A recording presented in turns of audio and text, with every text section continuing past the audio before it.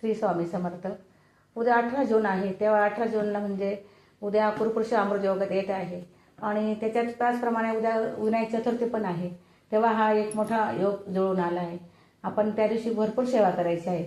आपल्याकडे दिंडोरी प्रणित स्वामी समर्थ ग्रंथ असेल किंवा आपले देवीचं पाठाचं पुस्तक दुर्गा सप्तशती पाठाचं पुस्तक असेल तेव्हा आपण ती सेवा करू शकतो. आपण सर्वात प्रथम काय करायचं, सकाळी लवकर उठायचे व स्नान करून आपल्या उंबऱ्याची आपला जो दरवाजा असतो मुख्य दरवाजा तेव्हा आपल्या उंबऱ्याची हळदीचं लेपन करायचं व तेव्हा आपण पूजेला सुरुवात करतो. त्यावेळेस आपण पहिले उद्या गणेश चतुर्थी गणेशात असल्यामुळे आपण पहिले गणपती अथर्वशीर्षाचे पठण करायचे. आपल्याला जेवढं जमेल तेवढं 1 वेळा, 3 वेळा, 11 वेळा, 21 वेळा जेवढे होतील तेवढे आवर्तन करायचे व नंतर आपण आपल्या गणपती बाप्पाची अभिषेक करायचा. मनातल्या मनात आपण आपले मंत्र म्हणू शकतो. ओम गण गणपती नमः असा जप करायचा. त्याचप्रमाणे आपल्या हे स्वामी चरित्र अध्याय ते पूर्ण एक पाठ करायचा. तसं ते झाल्यानंतर आपण आपलं विष्णू भगवानांची सेवा करायची. जेव्हा सेवा करतो त्यावेळेस आपले लक्ष्मी माता प्रसन्न होतात व आपल्याला अधिक फळ देतात. फळ मिळत असतं त्या गोष्टीचं आपल्याला.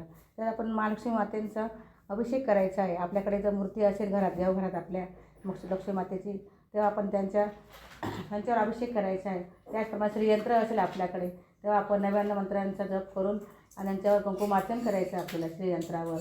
त्याचप्रमाणे आपल्याकडे त्या दिवशी आपण श्री स्वामी समर्थ महाराजांची पण सेवा करायची आपल्याला. आपल्याकडे श्री स्वामी समर्थ महाराजांचा ग्रंथ असेल त्याचं पठण करायचं आहे आपल्याला.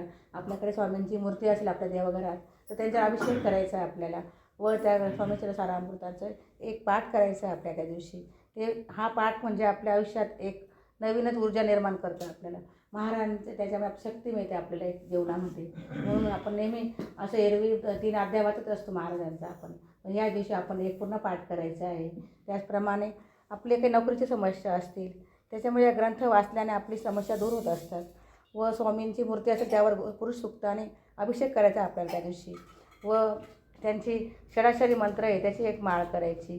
त्याचप्रमाणे लक्ष्मी मातेच्या आपण जेव्हा सेवा करतो ना त्या दिवशी आपण त्यांचं महालक्ष्मी अष्टकसुद्धा पाठ करायचा त्याचप्रमाणे श्री सूक्ताचा पाठ करायचा आपल्याला 16 वेळा.